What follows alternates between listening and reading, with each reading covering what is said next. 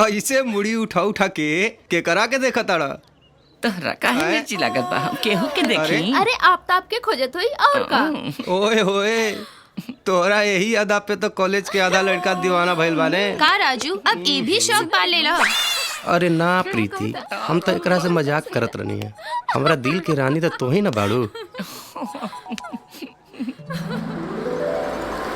ई देखो श्वेता और नेहा आ गई। चलो चलो चलो ना।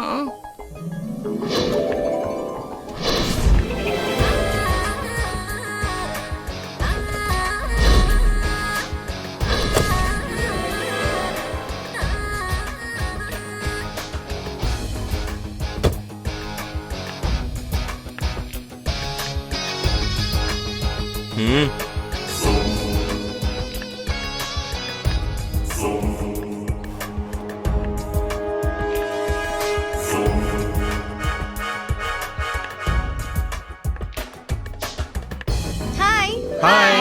कैसे हो? चलो क्लास चले। हाँ, हाँ, हाँ, चलो। अरे रे रे रे रे।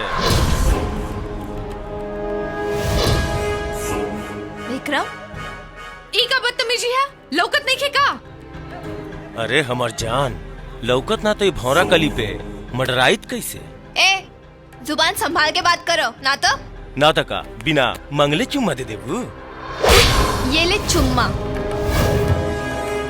चल।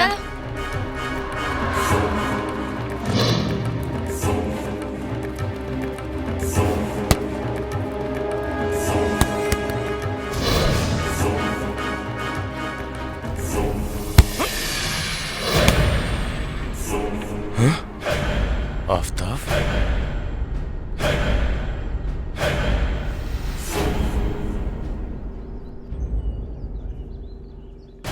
मार ससुरा के।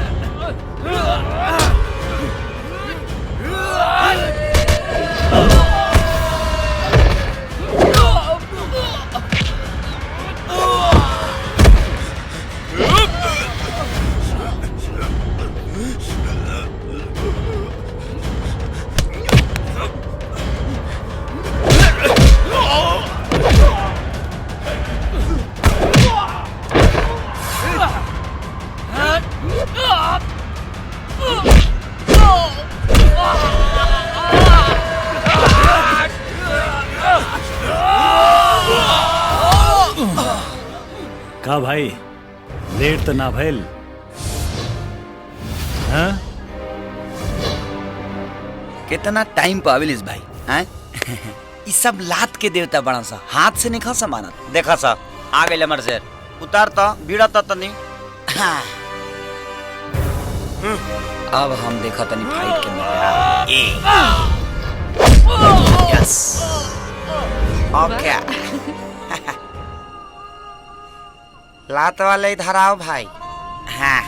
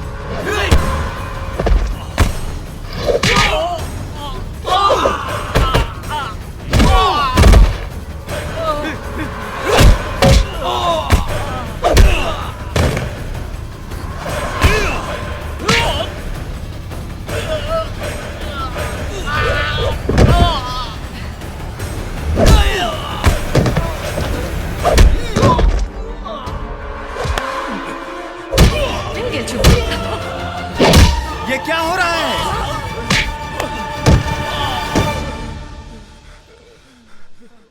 ये कॉलेज है या लड़ाई का मैदान? What are you doing? It is out of discipline.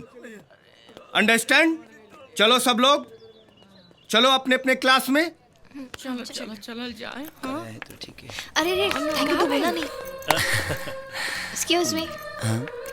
Thank you. You welcome. Thank you. Welcome. चल। अरे hi I am Shweta. Hi I am Neha. विजय।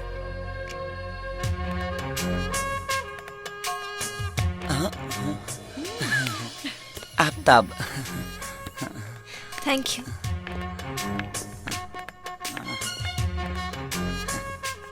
भाई कुछ गड़बड़ लागत है भाई। हाँ हमरो ऐसे नहीं बुझाता। चल चौधरी, तोरा मालूम है कि चुनाव आ रहल बा? देख, कौनो भी हालत में 5 साल खातिर ही विधायकी के कुर्सी हमरा फिर से चाहिए।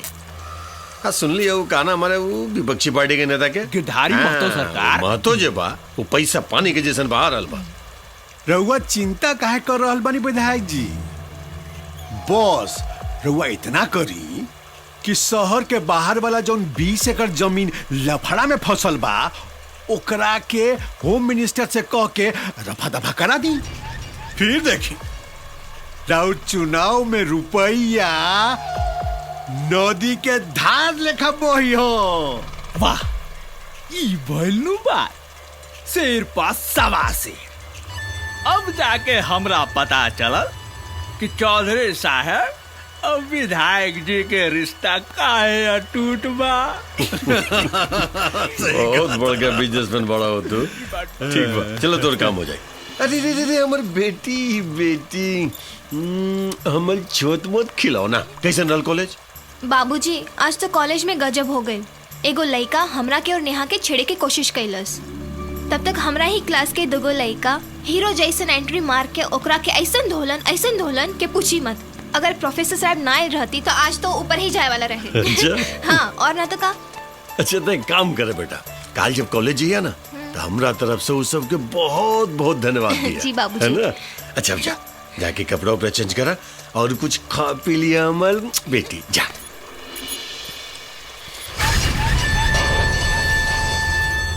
ए पिए। जी सरकार। तनी पता लगाओ तेरे ससुर के बाऊ मरद लौंडा हमरा करेजा के टुकड़ा के हाथ लगावे की कोशिश कैलस। ससुरा होकर हालत में हाथ डाल के ना अतड़ी पचौनी निकाल ले। सरकार रहुआ गुस्सा थूक दी ना, हो गई लोग के काम भर धुलाई बस। ठीक बा, है ज्यादा तू दोनों लौंडा के पता लगाओ जे हमरा बेटी के बचलस। जी जो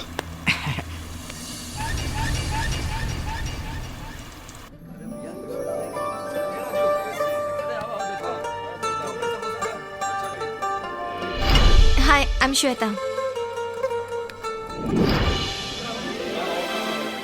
हाँ ठीक बा, हाँ हम देख ले, तू चिंता मत कर। हाँ चल। अरे बटूक जी ओ का नाम रहोले का के? आफ्ताब। हाँ आफ्ताब आफ्ताब ओकरा बुलौले कि ना? जी बुलौले बानी, अवते होई। बाकी सर एगो बात हमरा समझ में ना आइल। का? सर बिटिया के मदद तो आफ्ताब और विजय दोनों मिलके कैले रहले ना, तो आप खाली आफ्ताब के काहे बोलौली? अब इतने तेरा समझ में आ जाए तई विधायकी की कुर्सी पे तू ही ना बैठते।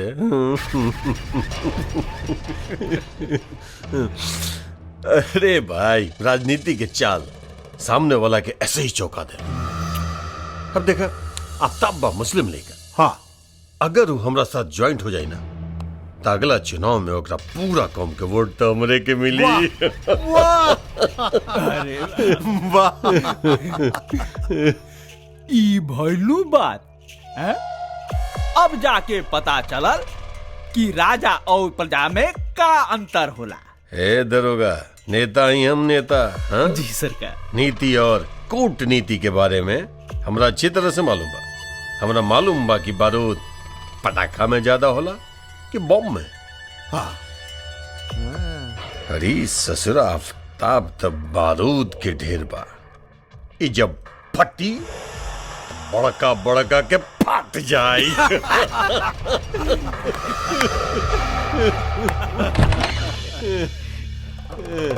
सर आफ्ताब आ गई। हाँ आफ्ताब। आओ बैठा। आइए। हाँ नमस्कार नमस्कार, आओ बैठा। हाँ आफ्ताब, हाँ बोला काले बा ठंडा गरम कुछ? जी ना, सब ठीक बा, कुछ ना चाहिए। बड़ा बहादुर लेके बड़ा तू। काल सुननी की हमर बिटिया के बचावे खातिर कॉलेज में बड़ा उठा पटक कैला। जी हमको समझ नहीं ना। श्वेता हमरे बिटिया बाड़ी, हमरा वो बतौलस तोरा बारे में तो हम सोचनी की बुला के एक बार मिल लिया जाओ। हाँ अब तोरा जैसन लड़का पे खास तौर पे हमर निगाह रहेला, एक मन में इतना अच्छा विचार होके। जी धन्यवाद। आफ्ताब अगर हमर माना तो तू हमर पार्टी ज्वाइन कर ला। अब भाई देखा थोड़े जैसे नौजवान के तो पूरा देश को जला। जी पहले पढ़ाई तो पूरा कर ली, ओकरा बाद में सोचब। हाँ बिल्कुल सही बात। ई भइलू बात एकदम ठीक। विधायक जी पहले पढ़ाई फिर कमाई, तबे नु देश आगे जाई। सलाम।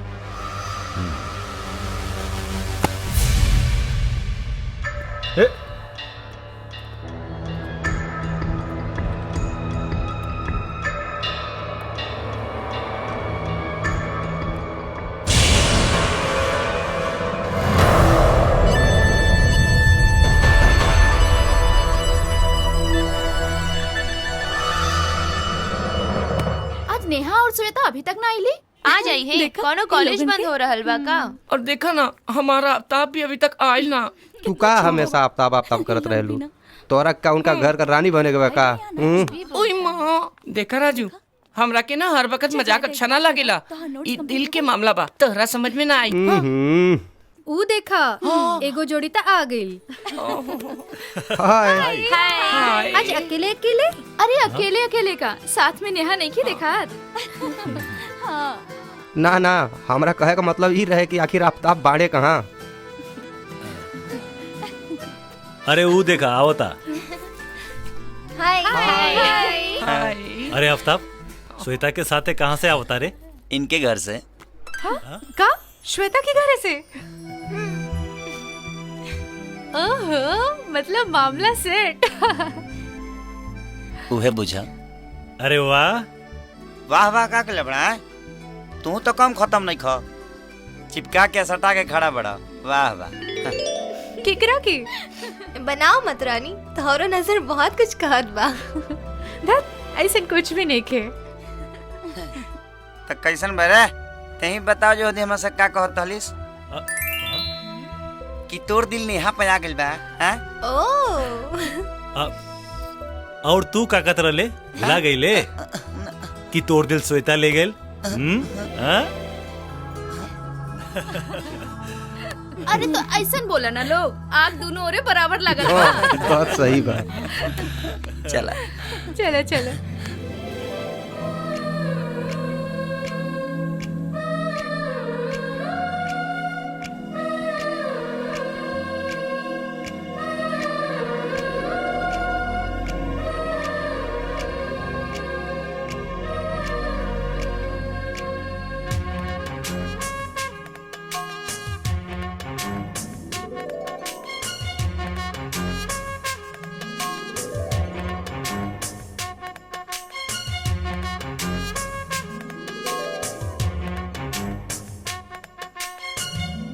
तब देख हम कहता नहीं ई नेता लोग के साथ काम मत करा। काहे? अरे भाई ई राजनीति बड़ खराब चीज होला और नेता लोगन के कोई ईमान ना होला। आजकल के राजनीति के बारे में के नेखे जानत, जे जितना बड़ गुंडा वो उतना ही बड़ नेता। अरे यार ये सब बात छोड़ना यार, ये सब बात माई से मत बताइए, न तो अलगे गावे लगी। ठीक बा। और अब की जम के पढ़ाई करे के बा। हाँ बिल्कुल बिल्कुल। हाँ अब की लिखे के बा खूब हमरा। एकदम लिखे के बा भाई। कलम तोड़ देवे के बा हमरा। अरे एक कलम ना 4-4 कलम तोड़े के बा। हाँ हाँ माई ठीक बा की लिखल जाए। हाँ बिल्कुल बिल्कुल। इला लोग दूध पीला और इतना रात तक जागे के कोनो जरूरत नहीं खे। ला दूध पिया। परीक्षा कपार पे बा, सुबह जल्दी से उठे के बा। ला सुझ जा। हाँ हमरे विचार से तो हमनी सबके पिकनिक पे जाए के चाहिए। वाह वंडरफुल। हमार दिल भी कुछ ऐसा नहीं कहा तुमने। बस बस हो गई फैसला, कल हम सब लोग पिकनिक में जाए। लेकिन आफ्ताब ना जाए तो हम ना जाए। सही बात है, आफ्ताब और विजय के बिना तो मजा ना आए। तू लोग काहे चिंता करत ताड़ू? आफ्ताब विजय के लेके गेल हमार जिम्मेदारी बा, हम लेके चलब नहीं। इधर इधर इधर ए बॉल पे ये लो। इधर देख मजा आ रहा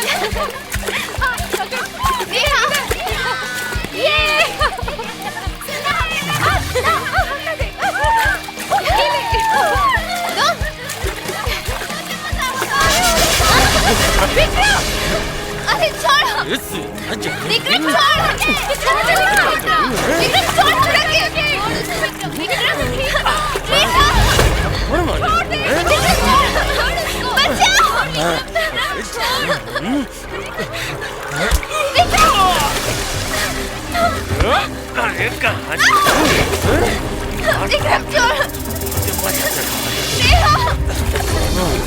छोड़ विक्रम, विक्रम छोड़ हमरा के। छोड़ दे छोड़ दे छोड़ दे।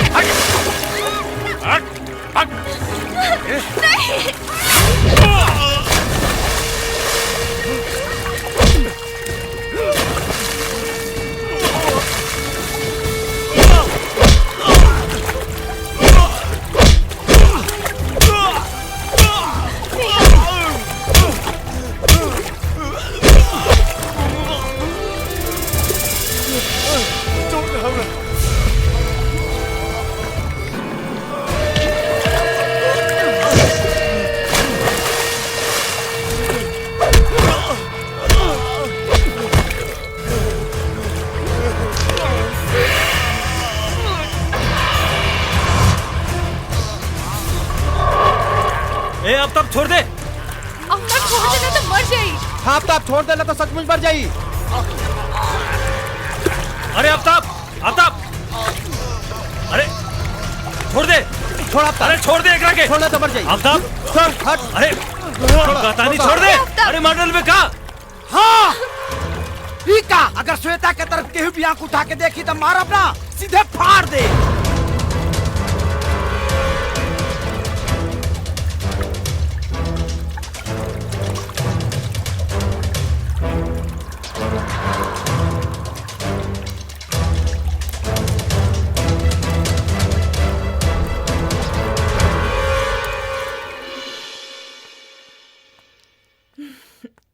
ई देखा इतना दिन चढ़ गईल, अब ले नींद ना खुलले नहन के। आफ्ताब आफ्ताब विजय विजय बेटा सूता था। आफ्ताब उठ।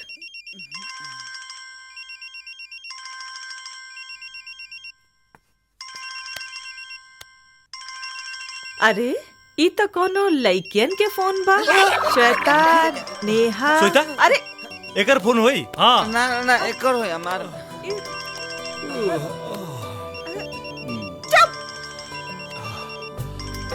चुपचाप उठ के चाय पी ला लोग और नहा धो के तैयार हो जा। परीक्षा खत्म हो गई तो एकर मतलब ई ना कि आवारागर्दी शुरू कर दे लोग।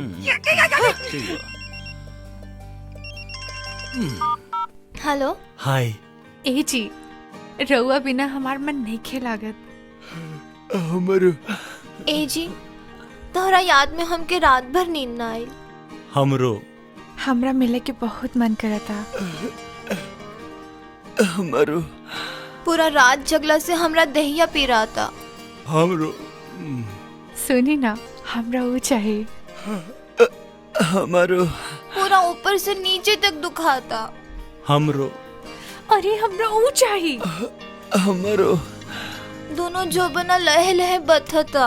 हमरो हमरा आइसक्रीम खाए के बहुत मन करता। हमरो ई का हमरो रट लगावले बाड़। इडियट।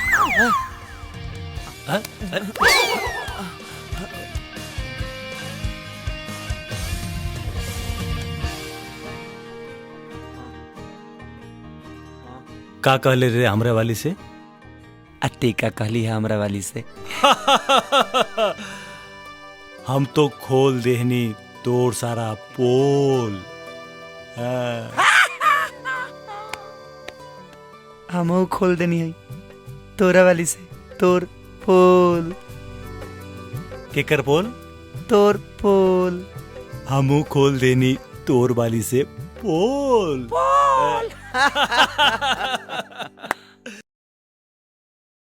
देखा बेटा, तोहार बाबूजी पुलिस ऑफिसर रहन और उनकर सपना रहे कि तू पढ़ लिख के उनका नियन पुलिस ऑफिसर बना। यही से हम चाहतानी कि तू कोनो ऐसन काम करा कि उनकर सपना साकार हो जाए। अरे माई ऐसने होई, हम पूरा कोशिश करब कि बाबूजी के सपना पर खरा उतरी। बाकी माई तू आज तक हमरा के इना बतौलो है कि आखिर बाबूजी के मौत कैसे भइल। हम तोहरा के मना कैले रहली ना, तू अपना बाबूजी के मौत के बारे में कुछ ना पूछबा। जब उचित समय होखी तब हम खुद ही बताई। ठीक बा माई, गलती हो गई, माफ कर दा, अब से ना पूछब। बाकी माई आफ्ताब के बारे में तोरा से एगो बात पूछे के रहे। का बात बेटा, बोला। वो आफ्ताब नेता भानु प्रताप से मिलल रहे और ओकरा साथे काम करे के कहत रहे। का? ना, ऐसा ना हो सकेला। हमारा आफ्ताब ऐसा कोनो काम ना करी। वो कोनो नेता वेता के साथ काम ना करी। हम ओकरा के मना करब, वो कोनो नेता वेता के साथ काम ना करी। अरे आफ्ताब बेटा, वो दिन तारी पर्स छूट गेल रहे जा। ला जी घरे गए नहीं, देखनी तो ना रहे। वो कहावत बाना कि बाप बड़ा न भैया, सबसे बड़ा रुपैया। रुपैया तोरे खातिर बा। हाँ लेला लेला।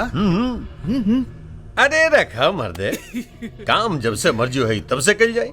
हाँ देखा आफ्ताब बेटा, आदमी जब हाथी पे सवार हो जाला ना तो ओकरा साथ चले वाला के कद अपने आप छोट हो जाला।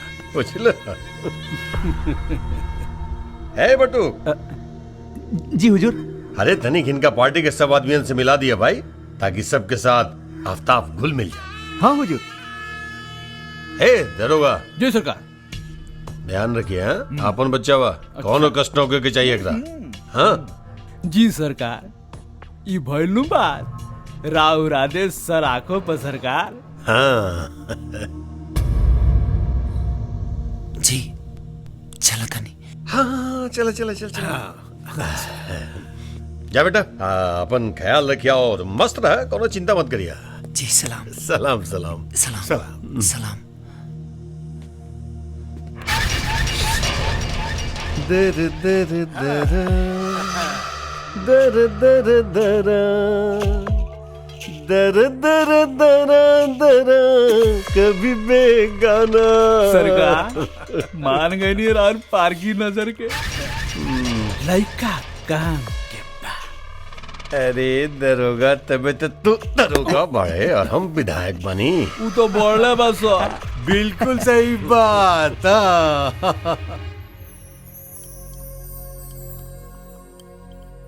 अगर तोरा माई के हम पसंद ना आई नहीं तो तारों के छोड़ेंगे परी। का? बात तो सुना, अपने माही के नाराज करके कोनो काम नहीं की कर सकत। और यो सच बा कि तोहरा के भी नाराज नहीं की देख सकत। सच में? हम तोहरा खाते अपने माई के गोड़ पर नाक तब तक रगड़ब जब तक ले तो के स्वीकार न कर लिए। मतलब हम तोरा सच में पसंद बानी? हाँ I love you. I love you too. वापस कर दे जाके ये पैसा, और खबरदार कोनो नेता वेता के साथ काम करे की कोशिश कैला तो। लेकिन माई हमरा समझ में नहीं किया आवत कि आखिर में बुराई का बा। बुराई और अच्छाई के तर्क हमरा साथे करे की जरूरत नहीं खे। एक बार कह देनी कि नेता के संगे काम नहीं खे करे के तो बस नहीं खे करे के। ठीक बा माई, अगर तोरा पसंद नहीं है ना तो हम ओकर पैसा लौटा दे। और एक बात के ख्याल रखिया, जौना दिन हमरा के पता चलल कि तू हमरा से छुपा के कोनो ऐसन वैसन काम करत तारा, ओह दिन से हमार तोहर रिश्ता खत्म। ऐसे मत बोलो, हम ऐसा कौनो काम ना करब जौना से तोहरा और विजय के दिल के ठेस पहुंचे।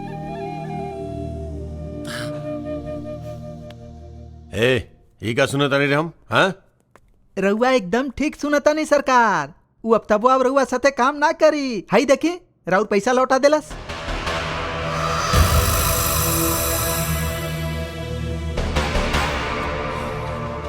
हमारा साथ काम न करी ठीक कैसे हो सकेला? काम तो ओकरा करी के पड़ी, वरना बहुत महंगा पड़ जाएगी। काम करे खातिर ढेर सारा लड़का मिल जाई हमसे। रहुआ तो खाम खा परेशान होत बनी विधायक जी। ढेर सारा लड़का ना, खाली आफ्ताब चाहिए हमरा। आफ्ताब ओकरा शायद मालूम नहीं कि हमरा नजर में जे एक बार बस जाला वो हमार हो जाला, और फिर ओकरा हमरा इशारा पे ही नाचे के पड़े। काम तो करी के पड़ी ओकरा। अच्छा विजय, तू जौन पुलिस की नौकरी की खातिर इंटरव्यू देले रहला, ओकर का भइल? आजकल में ही लेटर आवे वाला बा, देखा का होता। भगवान करे जल्दी से फाइनल हो जाए।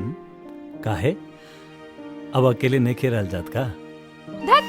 तोरे तो हर वक्त मजाक सूझेला।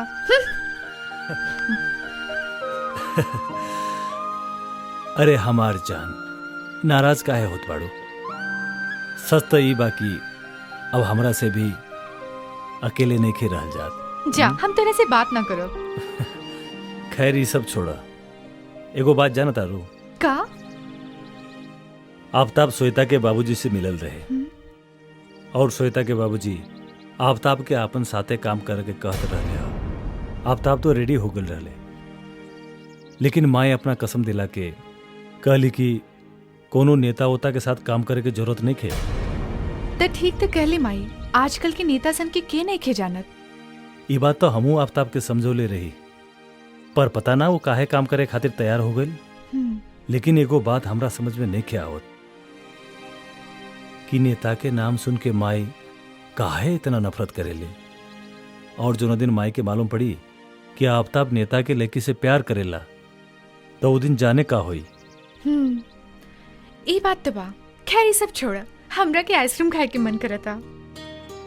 का आइसक्रीम खाए के मन करता? हाँ, अभी आइसक्रीम खाए के बाटे।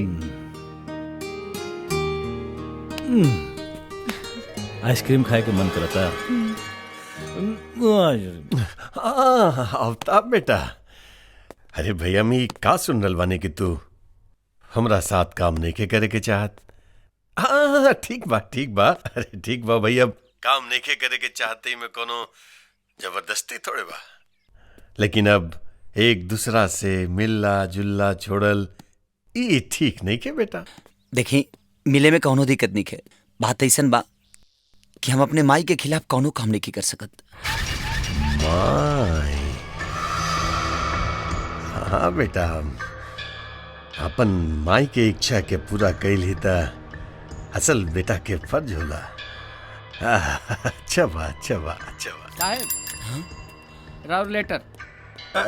काम करे बेटा, कल हमनी के एक पार्टी बा, आजा तू मिले जुले खातिर।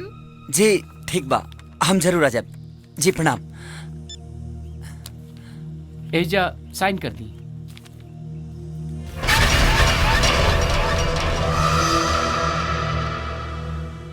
चल तनी।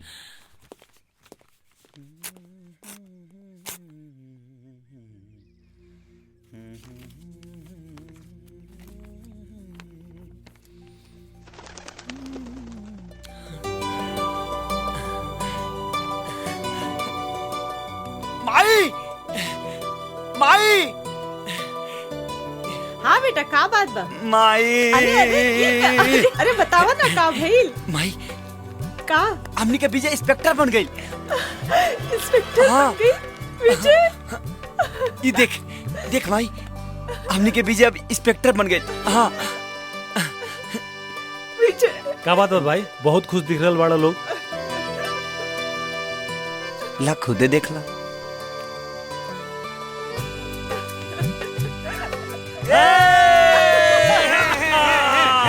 अरे माई हम इंस्पेक्टर बन गई नहीं हम इंस्पेक्टर बन गई नहीं। अब इलाका में देख कितना हम धूम मचाओ तानी। आओ चल चल।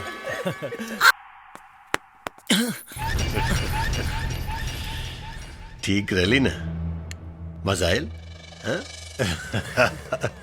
और बेटा कहाँ सोचला हमारा साथ काम करे के बारे में? जी हम अपने माई के खुशी खाती कुछ भी कर सकत नहीं, ओकरा खिलाफ नहीं की जा सकत। और हमरे माई के आदेश बा कि हम रोल इनके साथ ही काम ना करी। अरे रुका रुका, ऐसे किसे बेटा हमारा पास आइल बड़ा? अरे नाच गान तो हो गई, अब तने कुछ खान पान भी हो जाए। हाँ जी ना, हवा हवा शर्मा मत हवा। अरे ज्यादा सोचे के ना बेटा, बैठा मंत्री।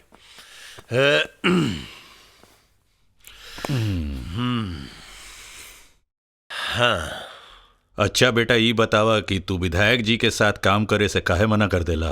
जी माई के नेतागिरी पसंद नहीं के। ई काहे? पता ना काहे, वो सब तो पता नहीं के हमके, लेकिन हम माई के इच्छा के खिलाफ कोनो काम नहीं कर सकत। ओ अच्छा अच्छा, एकर मतलब कि तू अपना माई से बहुत प्यार करेला। जी पर हमनी के तो सुनले रही कि तोहार अपन माई ना हई। जी मतलब चाहे कुछ भी होके, लेकिन हमरा खातिर हमरी अपने माई से भी बढ़ के बड़ी। मतलब कि तू उ माई खातिर कुछ भी कर सकेला? जी जान ले भी सकीले और दे भी सकीले। अरे क्या बात है बेटा, वाह। एक माई के बारे में इतना अच्छा विचार बेटा के मन में, खुशी फैल हमरा। लेकिन का है ना बेटा कि हम तारा एक ठे वीडियो दिखावे के चाहते हैं। तारा खातिर देखल बहुत जरूरी बा, ओकरा बाद तो खुद ही डिसीजन लिया कि हमरा साथ काम करबा कि ना करबा। पहले ला अरे शर्मा मत, हम जानता नहीं कि तुम्हार पति इंस्पेक्टर राजीव वर्मा निर्दोष बा।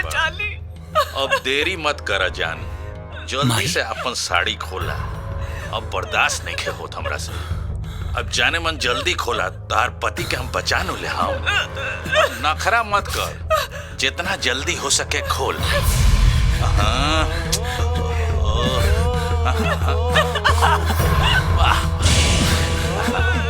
आगे आगे माई फिर नखरा करे लगलू।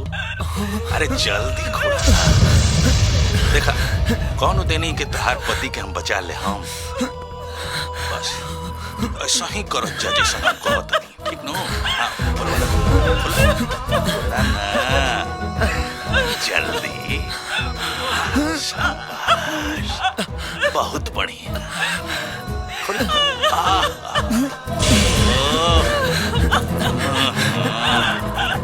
और नीचे वाला। अरे बेटा बैठा बैठा, एकरा तोड़ला से का होई? बहुत सीढ़ी में हमरा लगे। हाँ? आराम से आओ मंत्री। और जाना तड़ा में आवाज के करवा, वो आवाज हमार ह। मंत्री शांत हो जा आफ्ताब, शांत हो जा। अगर तू चाहताड़ा कि सीडी के किस्सा हमनिए के 3 आदमी भरी रहो, तो जौन हमनी के कहतनी उहे तू कर, ना तो कल पूरा बाजार में एकर कॉपी फैल जाई और फिर पूरा दुनिया देखी सीडी के। आगे तू खुद समझदार बड़ा, तू का करल चाहबा। और हाँ बेटा, ये तेवर जौन बा तोहार जे हमनी के लगे दिखौला ये तनिक हमनी के साथ काम करे में दिखौता ना तो तहरो भी फायदा होइत और हमरो फायदा हो जाए।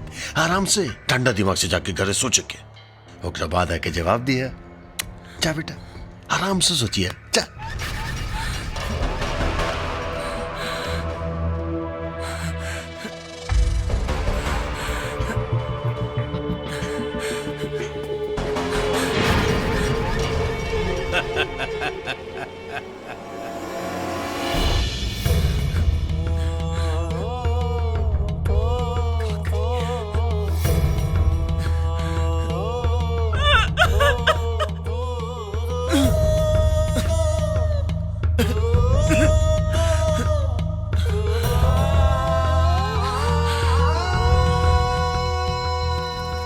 अगर एकनी के खत्म करे के बा तब हम एकनी की बात मान जाए के चाहिए, चाहे जो भी हो जाओ, लेकिन अपनी माई के इज्जत पर आँच ना आवे दे।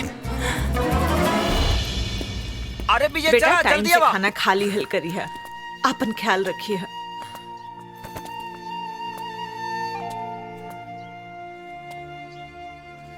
माई, बचपन से लेके आज तक हम तो दोनों के साथ ही रहनी है, कभी हम अलग ना रहनी है। और आज अचानक ना जाने क्यों बिल्कुल निक नहीं खिलागत। बेटा तू दूर कहाँ जान पाड़ा, तू तो अपने बाबूजी के सपना पूरा करे जान पाड़ा।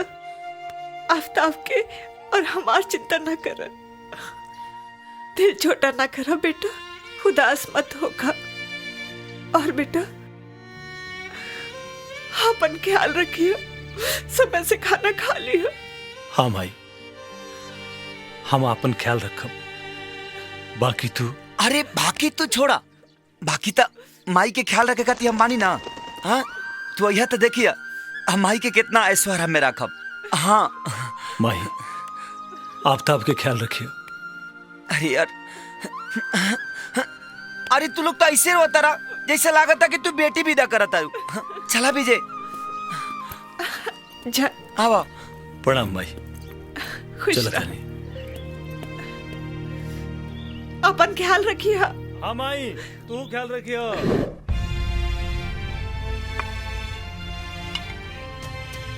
अब समझ में आई कि वो दिन के रात माई यही लोगन के पास से भाग गया होता है और हमसे और हमारी अम्मी से तकड़ा गई।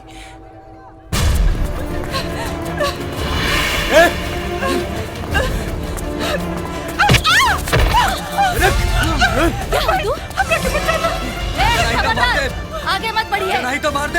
आगे मत बढ़िए, हट जा, नहीं तो मार दे। हट जा।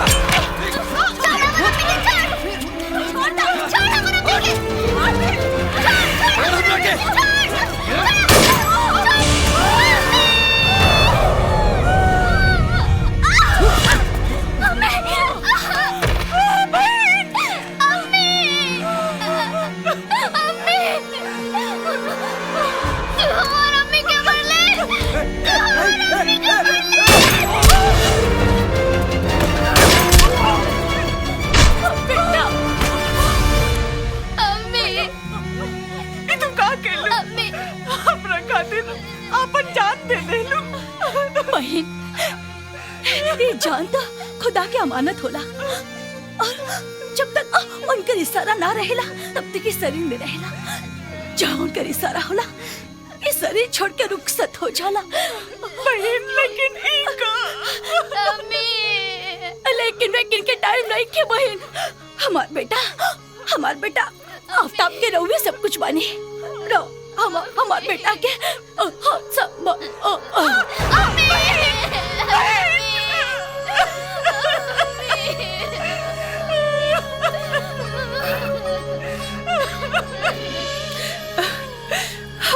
आवा बेटा, बैठा। बेटा ये विजय है हमार बेटा और तुहार भाई। हाथ से तू हमार दूसर का बेटा बड़ा बेटा, जैसन विजय वैसन तू। हाँ, लेकिन विजय से ज्यादा तू हमरे दिल के करीब रहबा। बेटा, एक बात याद रखिए, ये सब बात विजय के कबो न बताइए। हाँ, और तू भी ये सब भूल जा बेटा, भूल जा।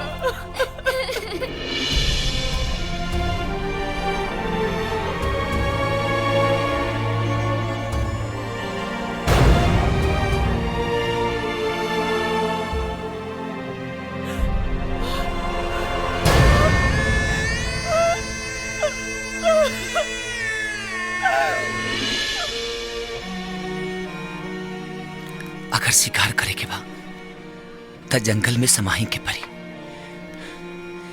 अगर ये दुगलन से बदला लेवे के बना देखनी के घर में घुसे के परी। अब एकनी से एक माई के ना 2 माई के बदला लेवे के बाम के।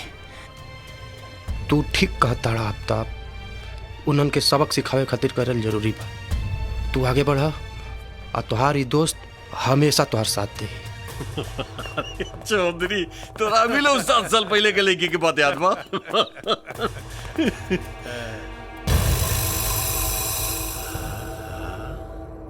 आफ्ताब, माई लाल, कैसे कैसे? अच्छा छोड़ो, जैसे जैसे भी हिला। बैठा बैठा बैठा बैठा बैठा। विधायक जी, हम यहाँ बैठे खाते नहीं आई। कुछ बोले के चाहता है? बोला ना। हमरा लोगन के संगे काम करे खातिर तैयार बानी। तू हमरा साथ काम चौधरी जी हमरा साथ काम करी। लेकिन हमारे को शर्त बा। बोलो शर्त कहा। हमरी माई और हमरे भाई के पता ना चले की चाहिए कि हम लोगन के संगे काम करता नहीं। ही बात बा। हाँ, तई में फिकर करके का बात बा भाई, पता ना चले केकरो कानो कान खबर ना होई। हाँ चौधरी जी। जी विधायक जी। एक काम करा जी। काल से आफ्ताब तहरा कंपनी में काम करके हमरा काम के अंजाम दी, बुझला? जी जी, हम कुछ समझनी ना। अरे मैं समझे बुझे के का बात है यार। ही तरह साथ काम करी थे लोग के थोड़े पता चले कि हमारा आदमी है, बुझला?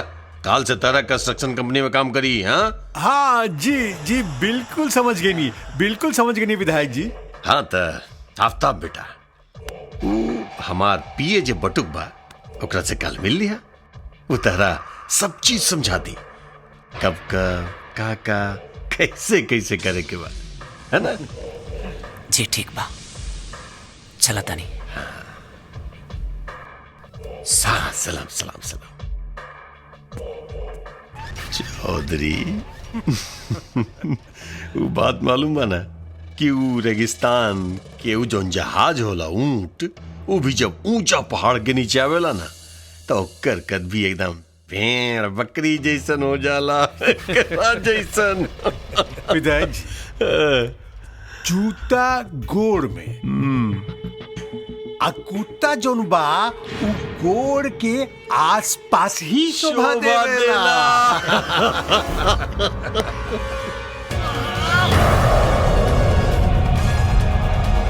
आज से आफ्ताब ना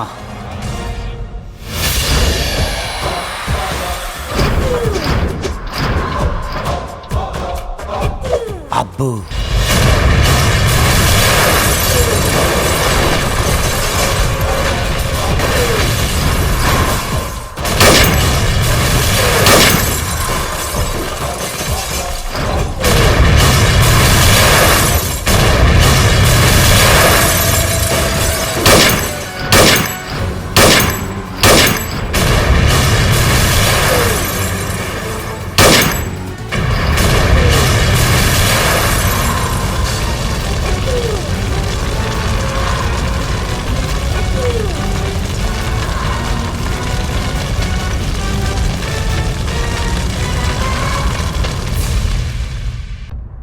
अरे बेटा आफ्ताब, हाँ माई। इतना बड़ा बंगला, अरे सब इतना छोड़ माई। आलीशान, बहुत महंगा हुई ना बेटा।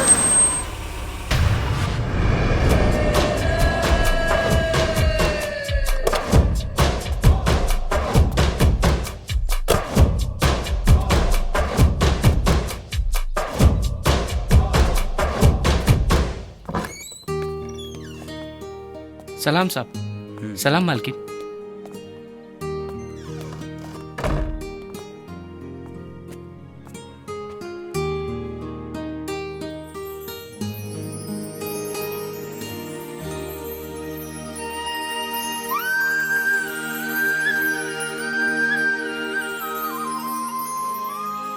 इतना बड़ा घर, बाकी तोहरा लगे इतना पैसा आइल कहाँ से बेटा, जे इतना बड़ा बंगला खरीद लेला? माई वो सब छोड़ा, ये बतावा कि तोहरा घर कैसा लगल? घर तो बहुत अच्छा बा, बाकी बेटा बाकियों की कुछ ना। चलाओ बैठ, चला। देखा हमार मालिक हमारा काम से खुश होके ई घर हमके इनाम में देले बड़े। और हाँ, तो के अपना बेटा पर भरोसा नहीं के? हाँ चला बैठा। बेटा हमरा के भरोसा बा, बाकी यही उम्र में तो गलत रास्ता पे कदम जाला, यही से पूछली हूँ। कौनो गलत सलत काम तो नहीं खे करत बाड़ा ना? माई हम कौनो ऐसा काम ना करब जमुना से तुहार सर झुक जाए। हाँ मालिक। हाँ बाहर एगो पुलिस वाला आइल बा। हाँ पूछा था आफ्ताब के नयका घर यह है का? पुलिस? बाकी पुलिस का है? ठीक बा, भेज दो। जी साहब।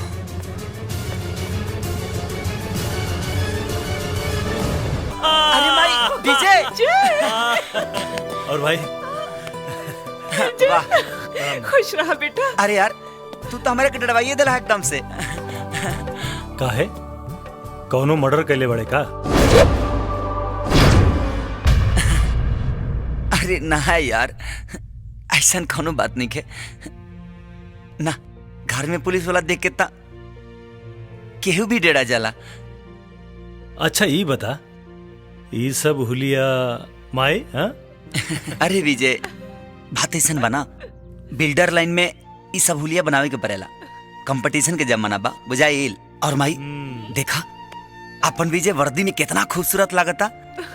हाँ बेटा, आज तो हर बाबूजी रहतन तब फूला ना समझतन तारा के देख के। माई एक तब विजय कितना दिन बाद घर आइल बा और तू ओकर स्वागत आंसू से करत तारू। हाँ अरे पगला, ये खुशी के आंसू बा जौन आशीर्वाद बन के हमरा आंख से बह रहल बा। चला विजय आओ तो। बेटा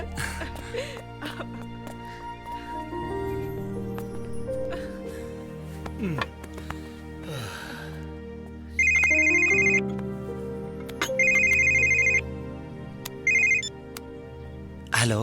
हाँ आफ्ताब, देख बहुत जरूरी बात बा, तू चुपचाप यहाँ घरे आ जाओ। हाँ हाँ हाँ हम आओ तनी। अरे केकर फोन रहे?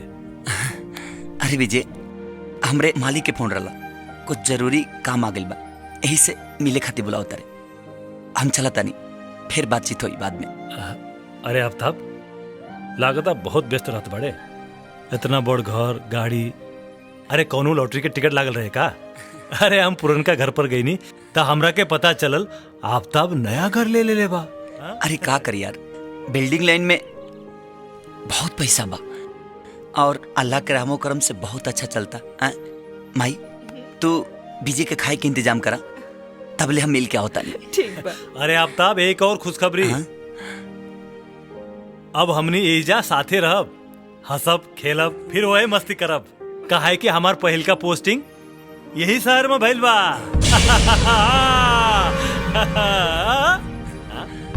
हाँ भइल। अरे हाथे भाई।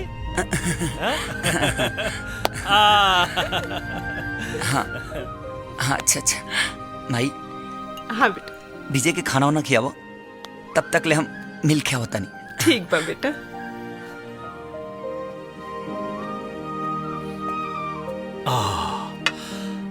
माई जल्दी से हमरा के खाना खिया दे, हमरा बहुत भूख लागता। हमरा डीआईजी साहब से मिले के जाए के बा। हाँ बेटा, अभी हम तोहरा खातिर बेसन के हलवा बनावता। ठीक है माई। तोहार मन पसंद।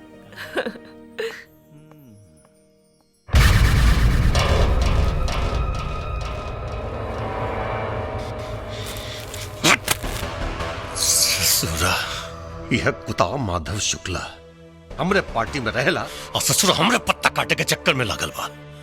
हमार टिकट यापन बेटा बबलू शुक्ला के देवे के चक्कर में बा। हैं? इतना जान ले आफ्ताब, अगर ये टिकट एकरा बेटा के मिल गई ना तो समझ ले कि हमार कुर्सी गई बड़ा बूट ला दे। हैं? और आज बड़ा संजोग से वो अपन पार्टी के काम से यही शहर में आइल बा। उका नाम हाँ नटराज होटल में ठहरल। बस बारात निकाल दे ससुरा के। बारात तो निकली विधायक जी, लेकिन दुल्हा टोली पर ना अर्थी बजाई। आफ्ताब बस तू हमर काम कर दे। देख बेटा, 5 साल अगर और हमर कुर्सी रह गई ना तो समझ ले पूरा शहर के नक्शा बदल जाए। अभी जो बहुत काम करे के बात हो रहा। जा। सलाम। सलाम सलाम सलाम। ए चौधरी जी का कले रली तो रहो कि आफ्ताब ससुरा बारूद के ढेर बा, फटी तब पता न कितना कितना के फाड़ दी। साहब बोलो। इंस्पेक्टर तिवारी जी फाइल भेजोलन हा। सर सुना में आवत था कि हमने के थाना में कोनो नया इंस्पेक्टर साहब आवत बानी का। तुमने सही सुना है, उसका नाम इंस्पेक्टर विजय है और वो इसी शहर का रहने वाला है। ये तो बड़ा नीमन बात सुनौली सर। अब हम जाए सर। जाइए।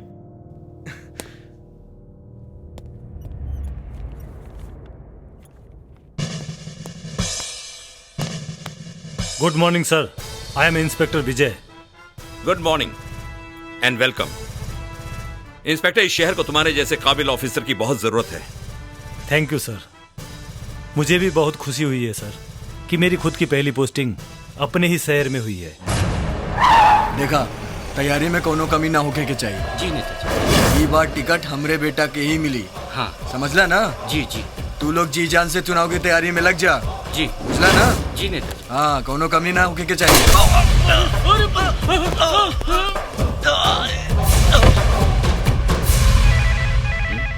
Excuse me. हेलो। जय हिंद सर। हाँ बोलो तिवारी। सर अभी अभी पता चला है कि नटराज होटल के सामने एमपी माधव शुक्ला जी का कौन हत्या कर दिया है। क्या? जी सर। ठीक है, तुम फौरन वहां पहुंचो। मैं इंस्पेक्टर विजय को भी वहां भेजता हूं। जी सर। जय हिंद सर। जय हिंद। क्या हुआ सर? नटराज होटल के सामने किसी ने एमपी माधव शुक्ला को गोली मार दी है। तुम एक काम करो, फौरन अपने सिपाहियों के साथ वहां पहुंचो। ओके सर।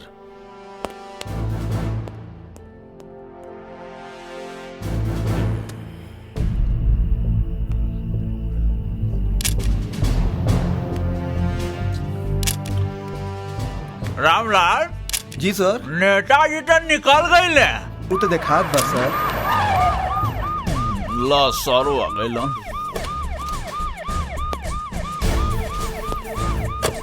जय हिंद सर। जय हिंद सर। जय हिंद सर।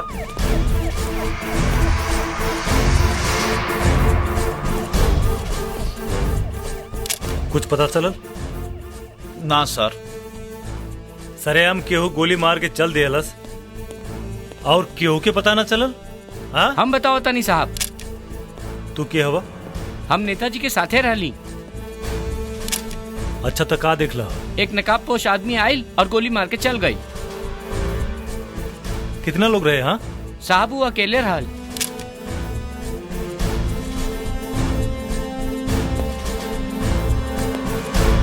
विजय, हुआ क्या था? सर अभी तक कोई ठोस सबूत नहीं मिला है।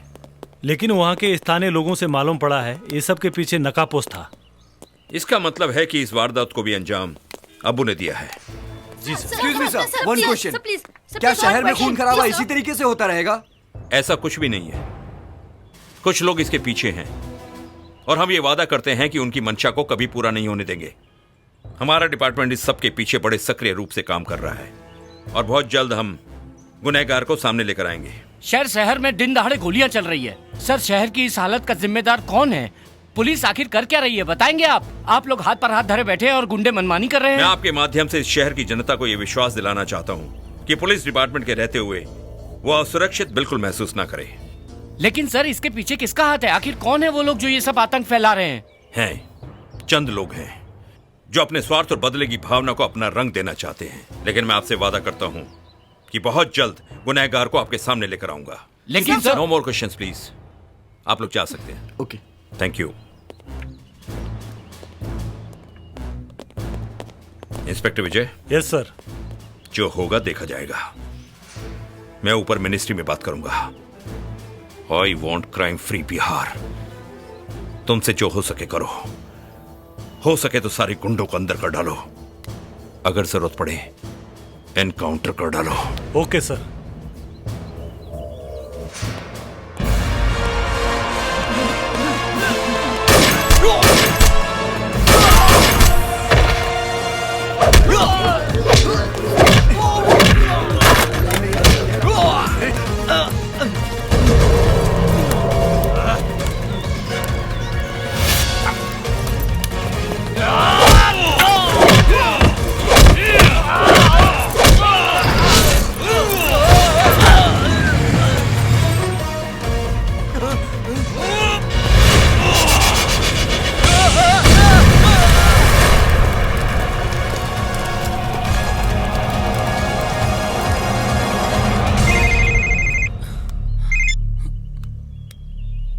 हाँ राजू बोल।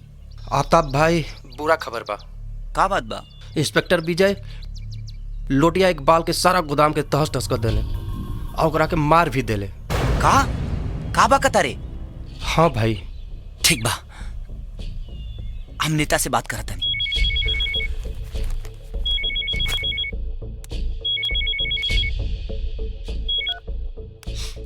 हाँ बोल आफ्ताब। विधायक जी, ये का होता सब? का हो रहल बा मतलब? हम विजय के बारे में बात करता नहीं। विजय मतलब तोहर अपन भाई विजय? हाँ।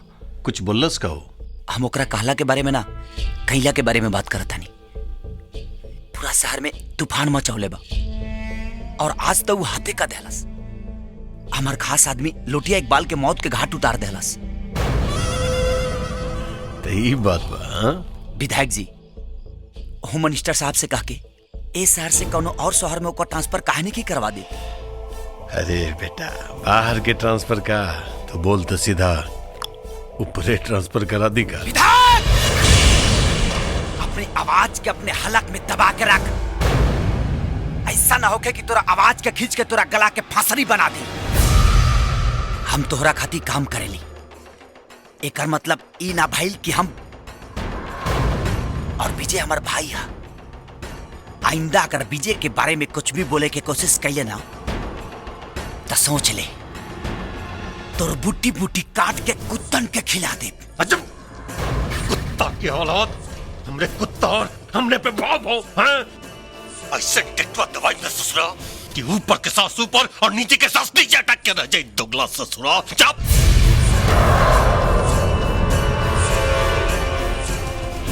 हमरा के धमकी देता है और इन्हीं के समझत के पूरा रिमोट कंट्रोल हमरे हाथ में बा। एक बार बटन दबाई ससुरा का चिथड़ा चिथड़ा उड़ जाए। दोगला कहीं का। केकर चिथड़ा चिथड़ा उड़ावे के बात हो रहा बा विधायक जी? आफ्ताब के। हाँ? आफ्ताब के? हाँ, उस सर के फोन पर शायद कुछ गलत बात कह देले बा। ऐसन का कह देलस? औकात भुला गिल बा ससुरा। चेतावनी देता हमरा कि हमर जीवान खींच के गर्दन के फसीदी बना दी। अरे बीच चौराहे में दोगला के पिछवाड़े में डंडा डाल के ना खड़ा गई ना तो भानु प्रताप नाम ना हमार। एकरे कहल जाला विधायक जी कि सांप के कितनो दूध पियावा लेकिन वो फुफकारे से बाज ना। अगर फन लेके ना कुचल दो हम। अब देखल जाए कि का हो या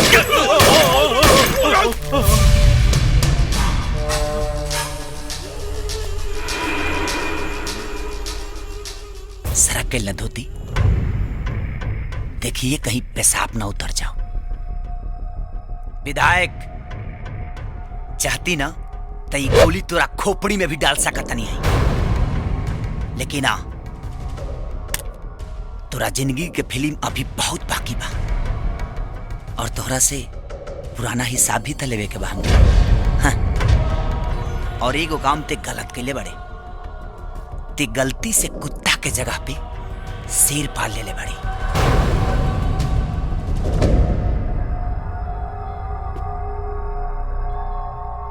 अर्जुन, जहिया इसे आदमखोर हो गई ना ता काटी ना सीधे फाड़ दी।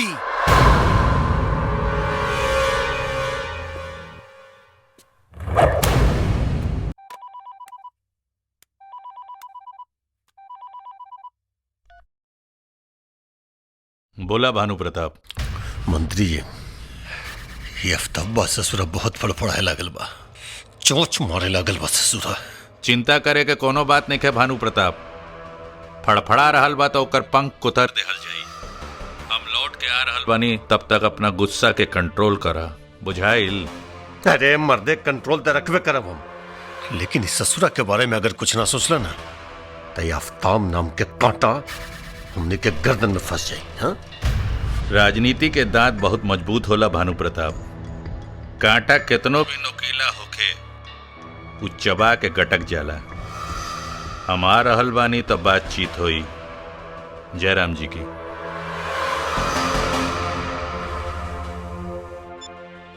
वेल डन विजय, वेल डन। तुमने बहुत अच्छा काम किया है और पूरे पुलिस डिपार्टमेंट को तुम्हारे ऊपर फक्र है और मुझे उम्मीद है कि आगे भी अच्छा काम करके तुम पुलिस डिपार्टमेंट का नाम रोशन करते रहोगे। थैंक यू सर। पापा, शहर में हर पुलिस वाला अगर विजय की तरह हो जाए तो शहर में गुंडों का जीना मुश्किल हो जाएगा। नेहा बिल्कुल ठीक कह रही है। सर, मैं इस उम्मीद को कभी टूटने नहीं दूंगा। विजय, मैं भी यही चाहूंगा। पापा, मैं अभी आई। अच्छा सर, चलता हूँ। I am proud of you Vijay. Thank you सर।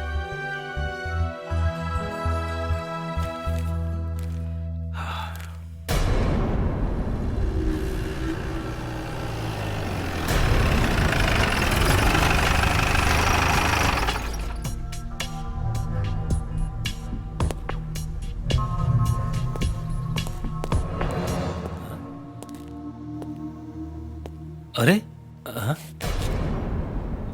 नेहा, नेहा, नेहा, नेहा, नेहा आंखें खोला। Neha. Inspector Vijay. Yes sir. ये इस शहर के सबसे खतरनाक शूटर की फाइल है। लो, अब्बू नाम से जाना जाता है ये। अब तक दर्जनों लोगों को अपनी गोली का निशाना बना चुका है। जब भी किसी काम को अंजाम देता है तो उसके पीछे सबूत नहीं छोड़ता। इसीलिए पुलिस अभी तक इसे पकड़ने में नाकाम रही है।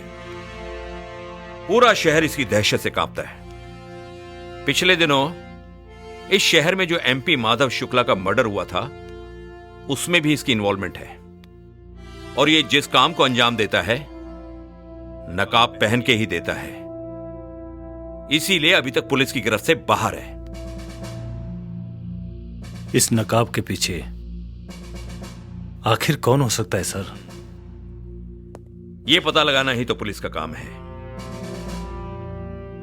लेकिन इतना अनुमान लगाया गया है कि इसका ताल्लुक कहीं ना कहीं विधायक भानु प्रताप से है, क्योंकि अभी तक जितने लोगों को इसने मारा है उनकी दुश्मनी विधायक भानु प्रताप से ही रही है। सर, कहीं ऐसा तो नहीं कि ये विधायक भानु प्रताप के लिए काम करता हो सकता है। अपराधी चाहे जितना भी बड़ा हो, लेकिन एक ना एक दिन उसे कानून के गिरफ्त में जरूर आना पड़ता है। यह भी आएगा सर, जरूर आएगा। मैं आपसे वादा करता हूं, बहुत जल्दी मैं इसको बेनकाब करके आपके सामने लाऊंगा। Go for it. Thank you सर।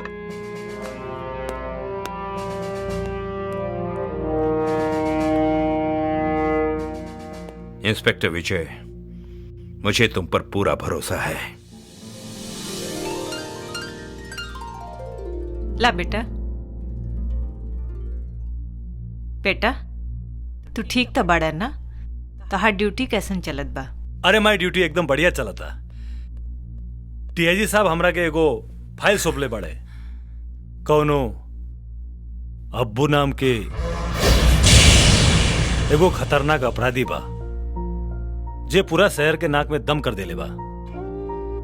बस ओकरे बारे में सोचत रही कि वो के हो सकेला। और हाँ माई, आश्चर्य की बात ई बा कि आज तक पुलिस रिकॉर्ड में ओकर असली चेहरा ही नहीं खे। काहे? काहे कि वो जितना भी मर्डर कैले बा नकाब लगा के कैले बा। वही से पुलिस रिकॉर्ड में जोन ओकर फोटो बा वो भी नकाब में बा।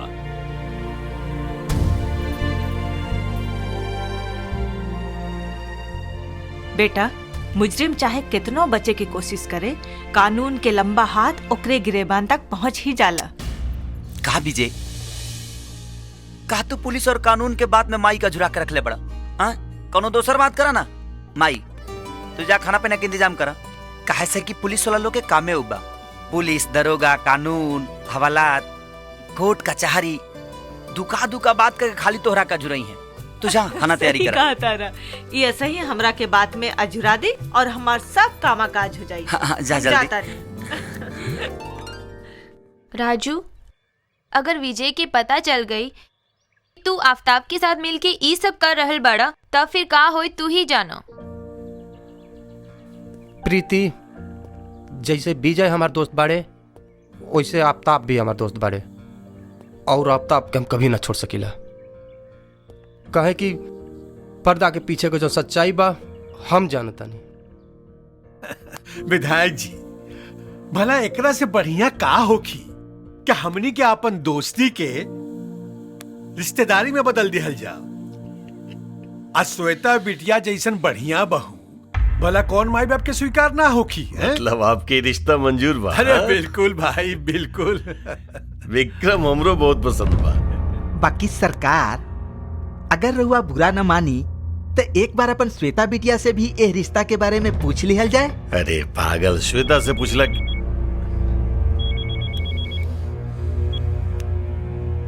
हाँ बोल। गड़बड़ हो गया सर। ब्याजी साहब आफ्ताब के फाइल विजय बाबू के हाथ में दे दिला बानी। रउआ तो जानते बानी विजय बाबू के आजकल के करना में कबो कुछ हो सकेला सर। यही से हम सोचने कि ई खबर रउआ कान में फूंक दी। ठीक कहले तू दरोगा, लेकिन तू चिंता मत कर, हम सब संभाल लेब। हाँ, जैसन सरकार के इच्छा।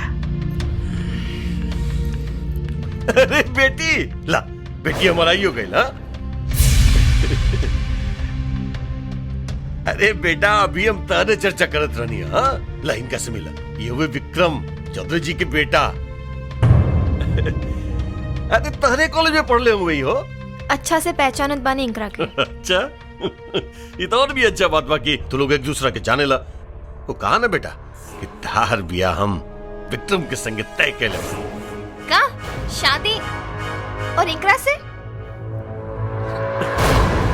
अरे तेरी में इतना चौके के क्या बात है? देखा बेटा, एक न एक दिन तहर बेटी की शादी ब्याह करी के पड़ेला। हाँ?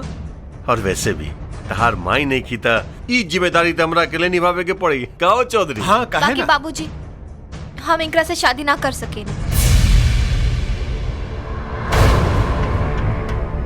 काहे से कि हम आफ्ताब से प्यार करीला। श्वेता, आफ्ताब हम रउआ के बतावे ही वाला रहे कि कुछ बतावे की जरूरत नहीं है। हाँ? हम चौधरी साहब के जवान दे दिले बनी। तुहार ब्याह जब भी होई विक्रम से ही होई। आफ्ताब ससुरा औकात का बहु आफ्ताब के जबान प्रताप के दमाद बनी ससुरा। आफ्ताब के औकात रउआ ई विक्रम के औकात से बहुत ज्यादा बा बाबूजी। काहे कि ई एक बार ना कई बार हमरा इज्जत पे हाथ डाले के कोशिश कैले रहे और हर बार आफ्ताब हमरा के बचौले रहे। इसे हम जब भी शादी करब आफ्ताब से ही करब।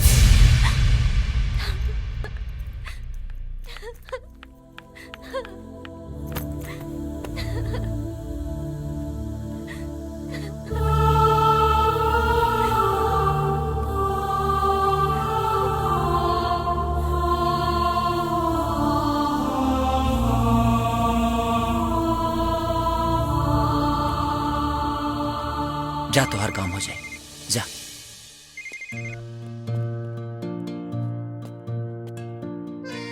हाँ श्वेता बोला। हम तोहरा से मिले के चाहता नहीं अभी। लेकिन तू इतने घबराइल काहे बाड़ू? हम मिलब तब बताए। ठीक बा बाबा, तू एगो काम करा, रात के नौका फार्म हाउस पे आ जी। ठीक बा, बाय, लव यू।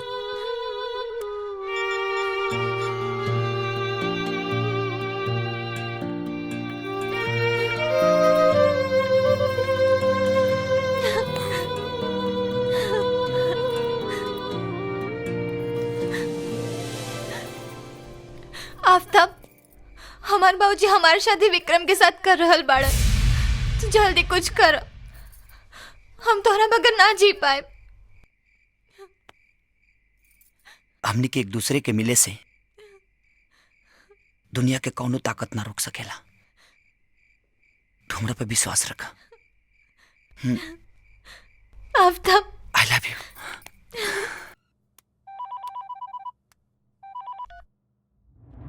बोला भानु प्रताप। सुना मंत्री वो माधव शुक्ला के रास्ता से हटावे के कार्यक्रम तो ससुर बिल्कुल उल्टा पड़ गई यार। सुने में बता कि पार्टी हाई कमान ओकरा बेटा के टिकट दे रहल बा। हाँ बात तो कुछ ऐसने बा। हमू कोशिश में लागल बानी कि एकरा के कौनो न कौनो अड़ंगा लगवा के कैसहू रोकवावल जा सके। हाँ, तू रोका रोका, हम ससुरा के ठोकब। आज के आज ठोकब ससुरा के। हम जानता नहीं भानु प्रताप, तू अपना राजनीति से बाज ना आई बा। वैसे हम काल आ रहल बानी तो ई विषय में बातचीत हुई। हाँ ठीक बाबा। ए अरे फोन कैले रहले अब तक जी हुजूर, फोन कैले रहनी आवते हुई। मतलब बबलू शुक्ला के भी चौधरी फुल एंड फाइनल। ससुरा बड़ा निर्दयी चीज होला, राजनीति कसम से निर्दयी चीज होला। और ऊपर से कुर्सी, एक बार जेकरा कर लत लग जाए ना, ससुर मरे के बाद भी ना छूटे। कुर्सी चाहिए तो चाहिए कोनो हालत में बस। हमार जरूरत पड़ गई ना विधायक जी। अरे अफ्ताब बेटा, अब देखा ना बेटा, जहाँ बहुत ज्यादा प्यार होला ना, टकराहट भी हो जे होला, है ना। राजनीति ना काम के बात करी। अरे बेटा बेटा बेटा देखा, लगा था कि तू अभी ले नाराज पड़ा। हाँ काहे नोक पा, हम जाना ताने कि हम गलती कही। हमरा अफसोस पा, बहुत अफसोस पा बेटा। अरे भुला जाना, तू भुला जा। काम का बा पहले वो बताई। अरे क्या नाम होकर बेटा क्या? बबलू शुक्ला। बबलू शुक्ला। देखे बेटा, पार्टी ना बबलू शुक्ला के सहानुभूति में टिकट दे रहा बा। हाँ, लेकिन हम चाहता नहीं कि सहानुभूति पार्टी के साथ रह जाए और टिकट हमरा मिल जाए। हाँ? कहाँ मिली हो? पटना आ जा रहा बा। वापस ना लौटी। सलाम। विधायक जी, ये अफ्ताबुआ तो एकदम रोबोट लिखा काम कर रहा था। करी काहे न रे? हाँ? अरे करी ने तो ससुरी मुठम राते में ठोक दे।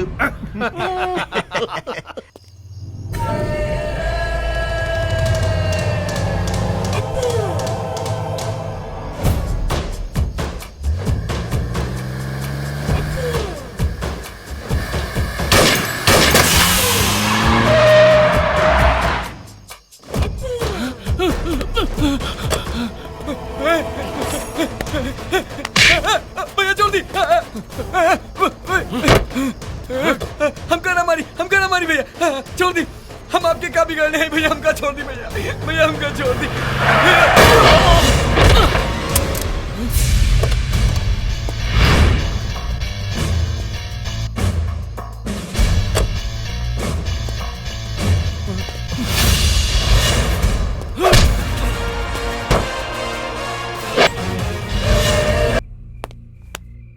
सर आपने मुझे याद किया?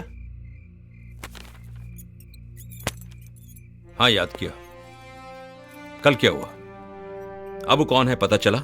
सर मैं घटना स्थल पर अबू के चेहरे से नकाब उतार चुका था कि अचानक उसने मेरी आंखों में धूल झोंक दिया और मैं उसे देख नहीं पाया। अच्छा, तुम्हारी आंखों में धूल झोंक के चला गया या तुम मेरी आंखों में धूल झोंक रहे हो? सर मैं कुछ समझा नहीं, आप क्या कहना चाह रहे हैं? मैं साफ शब्दों में कहना चाहता हूं विजय, जब मैंने उसकी शक्ल देख ली तो तुम कैसे नहीं देख पाए? सर आप वहां कैसे? तो जानना चाहोगे कि अब्बू कौन है? क्यों नहीं जानना चाहूंगा सर, बताइए मुझे वो कौन है। अब्बू कोई और नहीं, तुम्हारा भाई आफताब है। आफताब ही अब्बू है।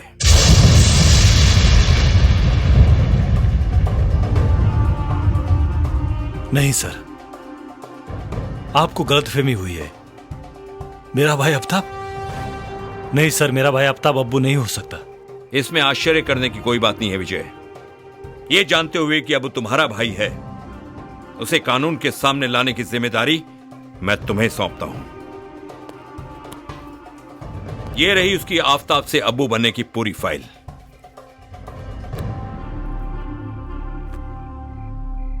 सर मैं सपने में भी नहीं सोच सकता था उस नकाब के पीछे का चेहरा मेरा अपना भाई आफताब का होगा। लेकिन सर मैं आपसे वादा करता हूं, एक जिम्मेदार पुलिस अफसर होने के नाते कानून और वर्दी की हिफाजत के लिए अगर मुझे मेरे भाई के सीने पर गोली भी चलानी पड़ी तब भी मैं पीछे नहीं हटूंगा। गुड।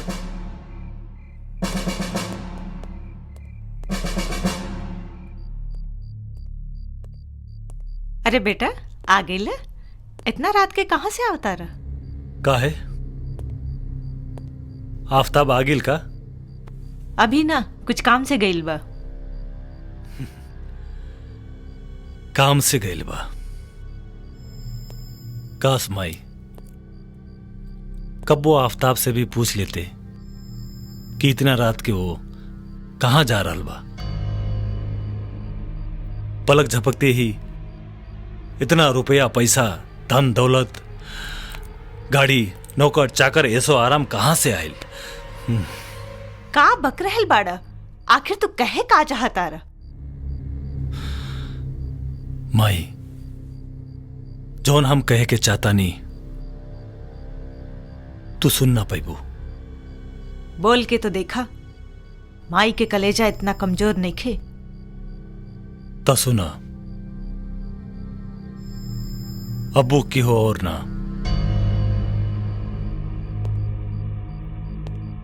तोहरा अपना बेटा आफताब ही अब्बू है। कहा? आफताब?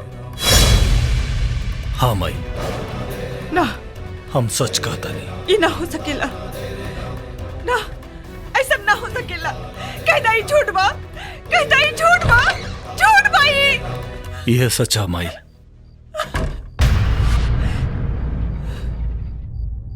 का झूठ बा माई? का बात बा? मत बोल हमरा के माई, आज से तोर माई मर गई। आज समझ में आ गई कि अपना और पराया में का अंतर होला। माई ई का कहतरू माई? का कहतरू? का ई सच नहीं खे कि तू ही अब्बू हवे? ई तो से के कहला? के कहला तो से? विजय, अरे माई ई तो हमरा तरक्की से जरता। का हम तोरा तरक्की से जलता नहीं? अपनी पाप के कमाई के तरक्की करता रे? अरे तू माई के बेवकूफ बना सकेले, लेकिन एगो ईमानदार पुलिस अफसर के ना। अगर ये बात झूठ बा तो माई के सर पे हाथ रख के क्रिया खो और बोल कि तू अब्बू ना होवे। हाँ क्रिया का बात क्रिया ई का करतरू माई?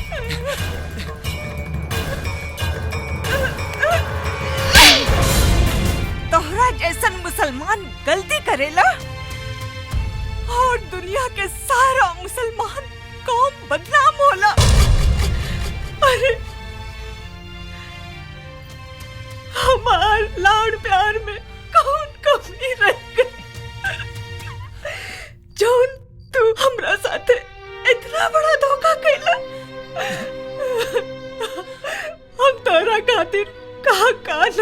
कैसे बताई माई के कि आज हम दोनों कुछ भी कही नहीं माई के इंतकाम पूरा करे खाती। बचपन में विजय के अलग सुता के हम तारा के अपना कलेजा से लगा के सुतौनी।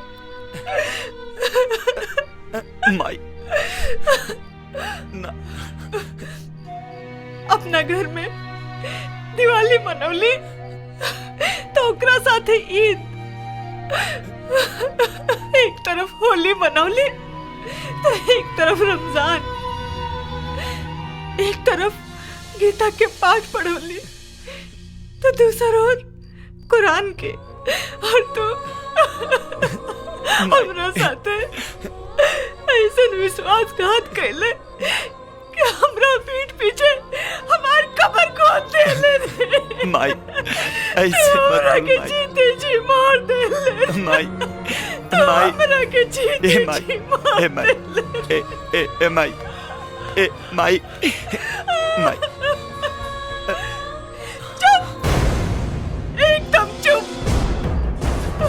अब कुछ बोले की जरूरत नहीं के। अब हम तो कोनो सफाई ना सुनब। अरे इतना में तो कोनो जंगली जानवर भी होश मान जाते रे। तू हम तक ऐसन गला घोटले कि कोनो महतारी अपना बच्चा के कलेजे से लगावे से डराई।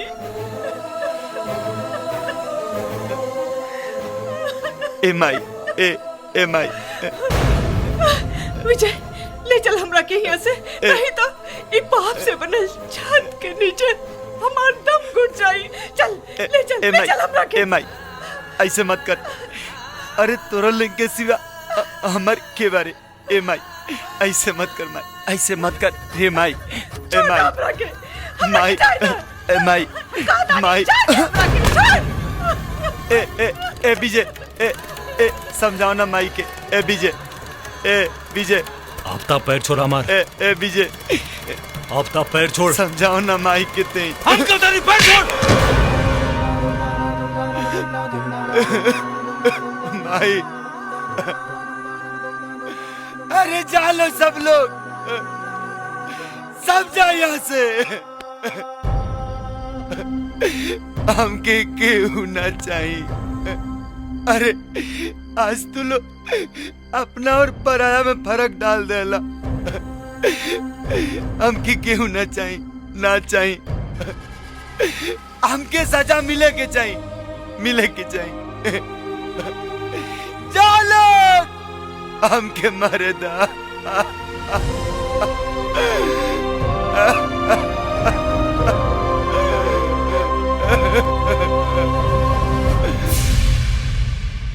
क्यों मुझे रुसवाई दी,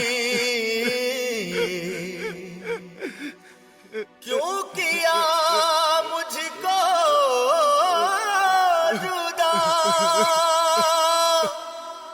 क्या मेरे इस बंदगी में थी कमी मेरे खुदा।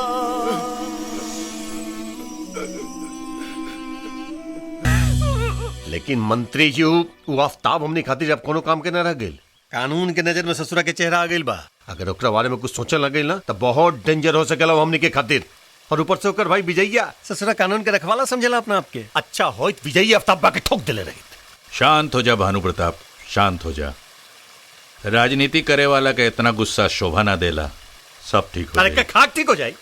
उदीने बोले रहले कि शुक्ला के बेटा के मारियो ने पहला ससुरा वल्लस के निशाना चुक गइल हमार। निशाना उसाना ना चुकल, विजयया के देख के फट गइल ओकर। हमरा तो डर लगा था कि कहीं विजयया के सामने हमने के राज दौकल देबे आफ्ताब। तू चिंता मत करा, ई विषय में हम डीआईजी से अभी बात करब। का होई ओकरा से? मतलब का निकली ओकर? तू तो ई कहावत सुनले होखबा कि लोहा के लोहा काटेला। हम ऐसन चाल चलब कि ओकरा के धोबी के कुत्ता बना देब। ना उ घर के रह जाई ना घाट के। तू देखत जा।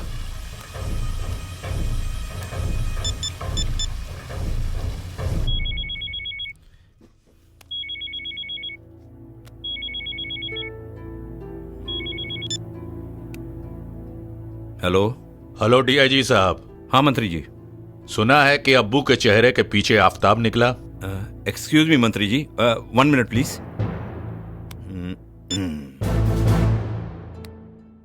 जी मंत्री जी, क्या कहा आपने? मैंने कहा है कि अब्बू के चेहरे के पीछे आफताब निकला है। बिल्कुल ठीक सुना है मंत्री जी आपने। तो फिर क्या सोच रहे हो? सोचना क्या है मंत्री जी, कागजी कार्रवाई के बाद उसको गिरफ्तार कर लेंगे बस। गिरफ्तारी क्यों, एनकाउंटर क्यों नहीं? सर मैं कुछ समझा नहीं। अरे भाई, रोज इतने एनकाउंटर होते हैं शहर में, एक और सही मार दो इसे, तुम्हें मुंह मांगी रकम मिल जाएगी। लेकिन सर। लेकिन वेकिन कुछ नहीं, समझदार हो, जैसा कहा गया है वैसा ही करो, समझ गए? सर वो हेलो हेलो। अरे वाह मंत्री जी, तू तो सही में ओकरा कुत्ता बना देला हो। भानु प्रताप, राजनीति में जेकर कुर्सी जितना ऊंच होला उतना ही ऊ नीचे होला।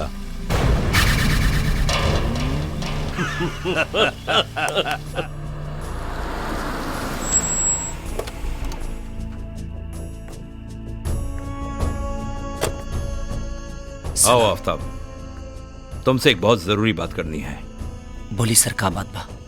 तुम्हें यह जानकर दुख होगा आफ्ताब कि जिन लोगों के लिए तुम अपनी जान की बाजी लगाकर दूसरों की जान लेने की कोशिश करते हो वही तुम्हारी जान के दुश्मन हैं, और उन्होंने तुम्हें मारने की सुपारी दी है मुझे।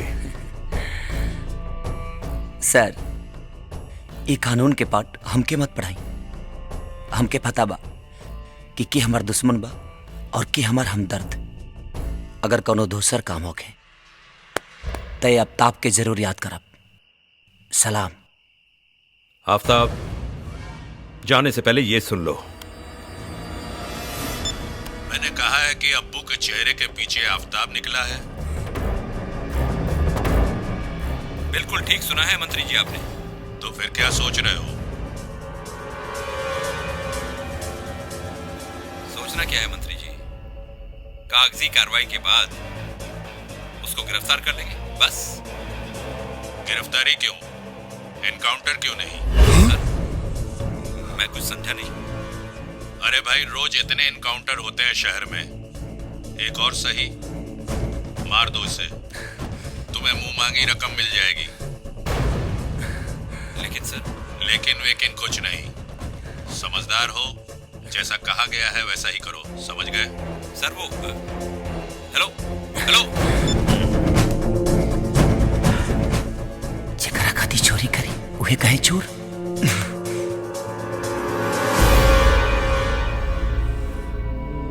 मेरी सलाह मानो, अपने आप को कानून के हवाले कर दो, सरकारी गवाह बन जाओ। मैं तुम्हारे साथ हूं। सर, अब वो अपन काम करी और आज से आफ्ताब अपन काम करी।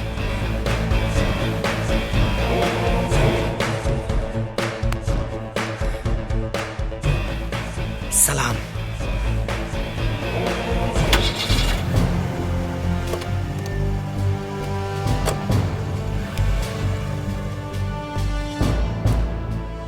हम पुलिस वाले लोहे को लोहे से काटना बहुत अच्छी तरह जानते हैं।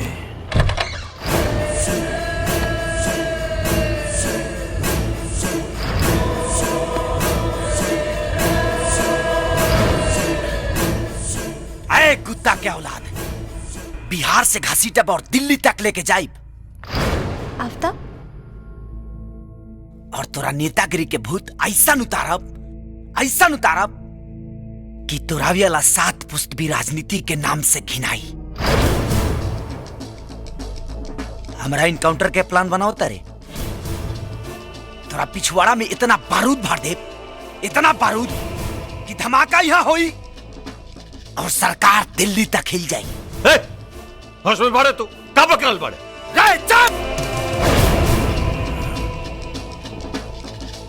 ना तो तोरा बॉडी में इतना छेदा करब कि डॉक्टर भी कंफ्यूज हो जाए कि कौन छेदा कौना कामयाबेला। और सुन, ते और तोर होम मिनिस्टर पूरा ताकत लगा दस अपना सुरक्षा कर। कहे से कि तहनी के पीछे अब तहनी के मौत के साया बन के मंडराइब और तहनी के खोदल कब्र में तोहनी के दफनाइब।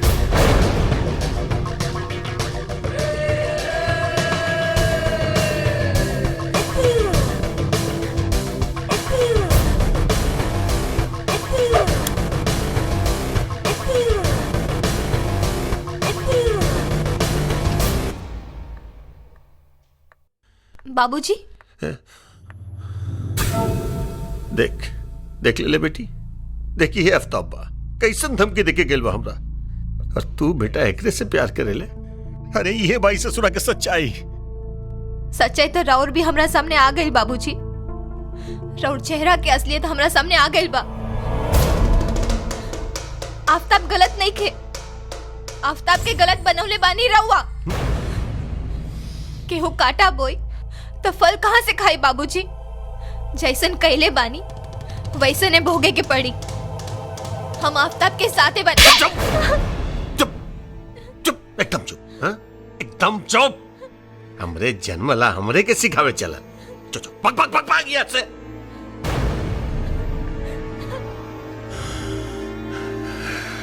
ससुरा सही कह जाला रे, वक्त बुरा इला पे साया भी साथ छोड़ दे बेला।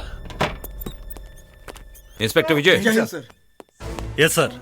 एक गुप्त सूचना के आधार पर हमें यह खबर मिली है कि चुनावी सभा को संबोधित करते समय आफ्ताब होम मिनिस्टर और विधायक भानु प्रताप दोनों को मारने वाला है।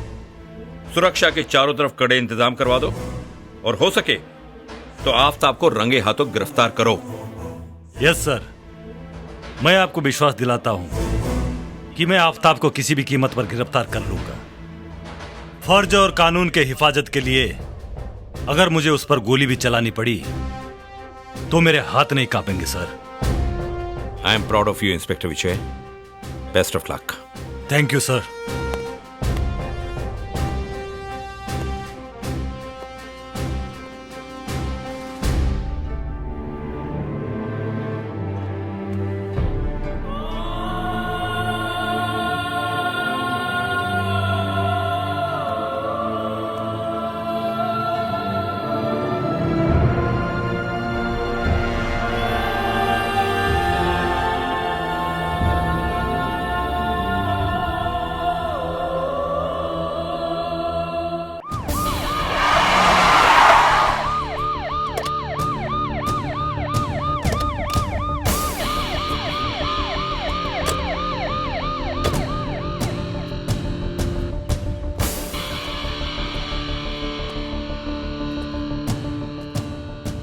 बोल काहे खाती बोलौले हा?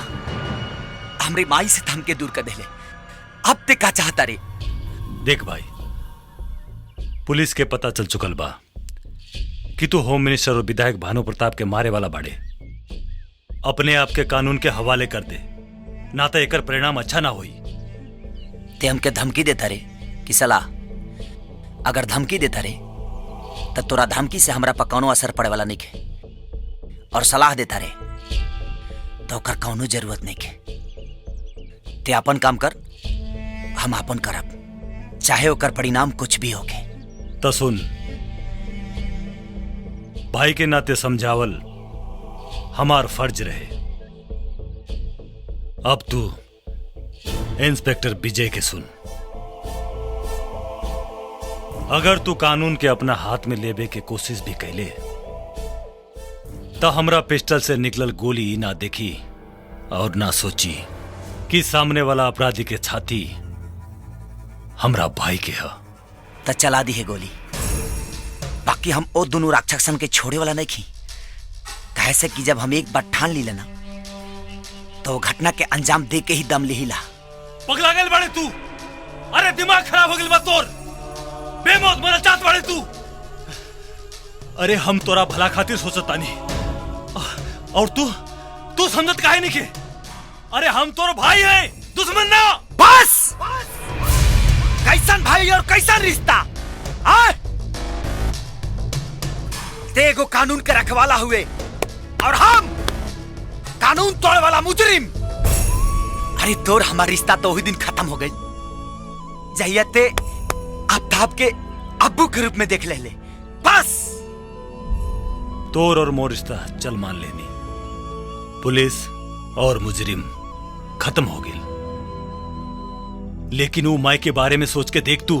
अरे वो माई के का हुई तो आज भी आफ्ताब के इंतजार में पल पल आंसू बहाव दिया, लेकिन अब्बू के इंतजार में ना। देख भाई, अभी भी बकवा सब ठीक हो जाए, हम कहता नहीं सब ठीक हो जाए, बस तो अपने आप के कानून के हवाले कर दे। ई नहीं हो सकत।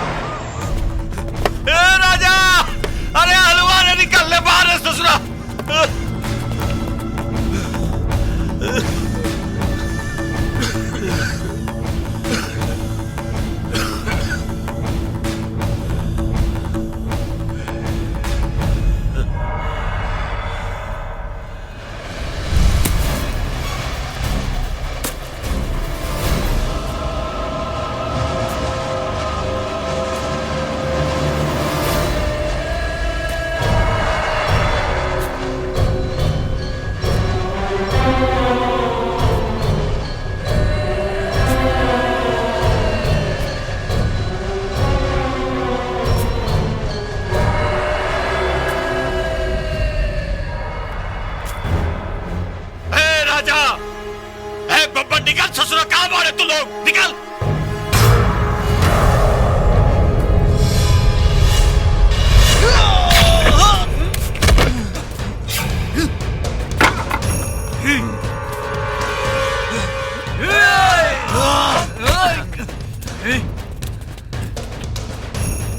ए मान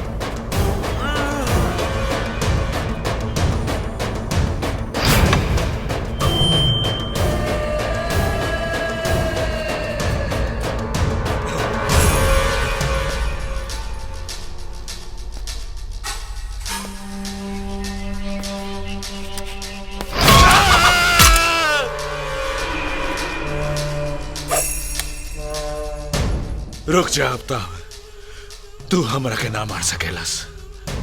तू शायद नहीं खस जानत कि तोरा माई के नंगा वीडियो आजो हमनी भिरी बा। एने तू हमरा के मरबे और काल पूरा बाजार में उस सीडी फैल जाई, याद रखिए। आफ्ताब भाई,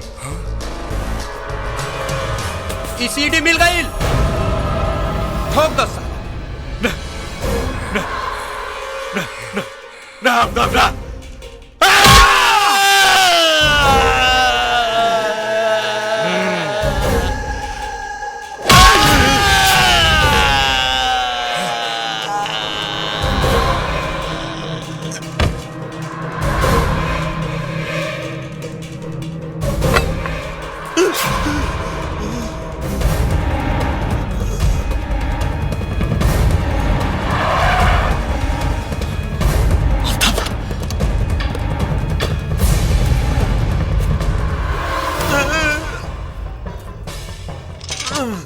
रुक जा आफ्ताब,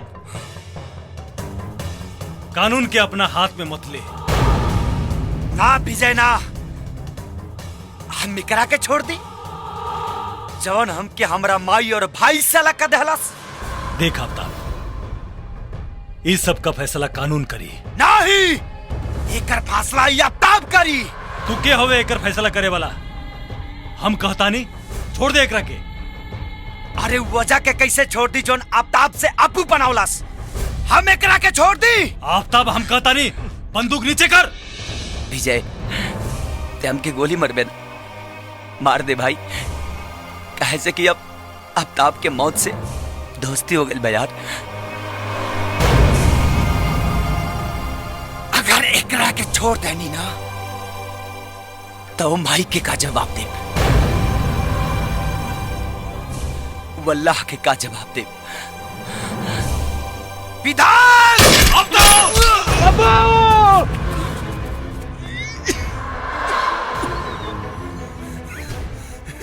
बेटा मत जाओ कर पीछे, अगर कोनो गलती नहीं के मुझे भी खेलस सब हमरा इशारा पे के भाई।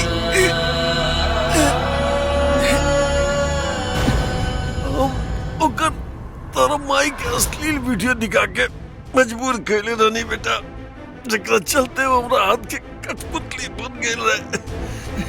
बोले वो गोली चलावत रहे लेकिन ओकरा में बारूद हम भरत रहनी बेटा।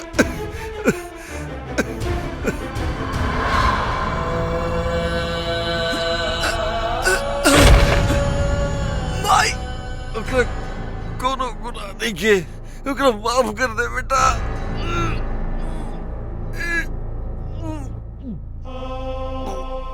माई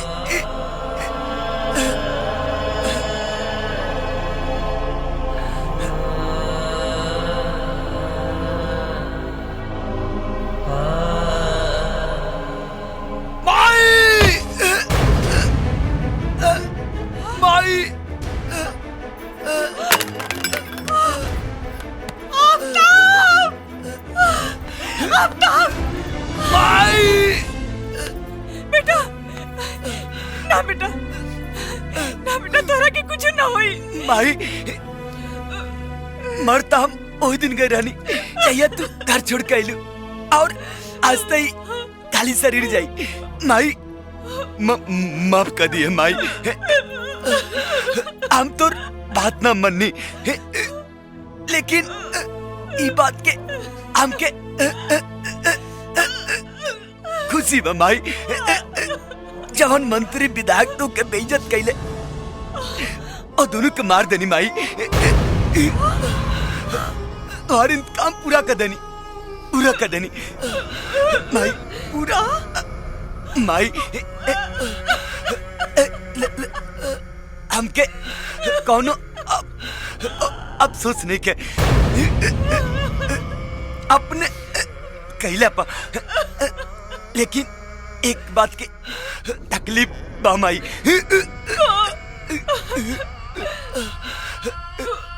पूरा ममता के आंचल भी ना बेटा,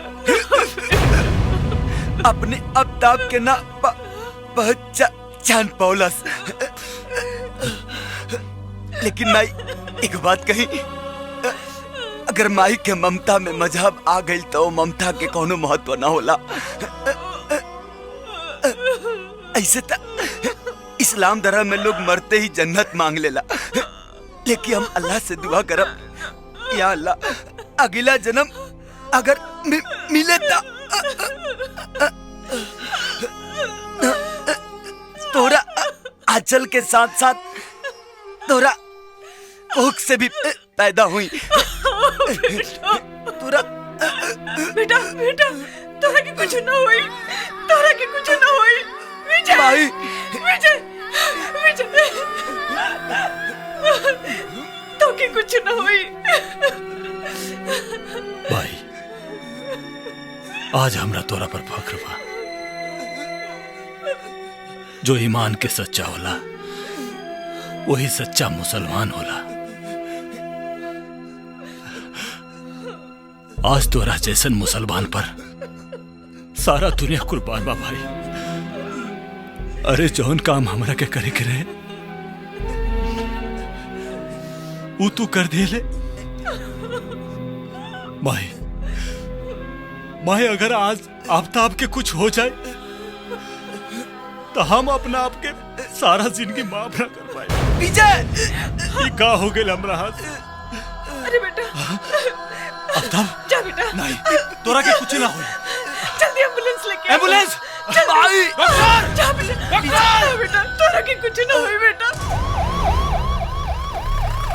अदालत इंस्पेक्टर विजय के सामने विधायक भानु प्रताप के मरते समय दिए गए इकबाल बयान को सुनने और उसके वीडियो देखने के बाद इस नतीजे पर पहुंची है कि अब्बू उर्फ आफ्ताब को विधायक भानु प्रताप ने उसकी मां का अश्लील वीडियो दिखाकर उसे गुनाह करने पर मजबूर किया। इसलिए यह अदालत उसे एक मजबूर और गुमराह युवक मानते हुए सुधरने का एक और मौका देती है, लेकिन साथ में जाने अनजाने उसने जो भी गुनाह किए हैं उसके लिए यह अदालत उसे 5 साल की सजा सुनाती है।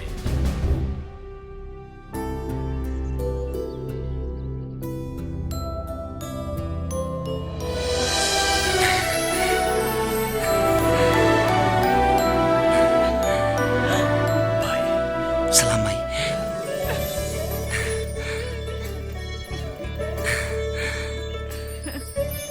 विजय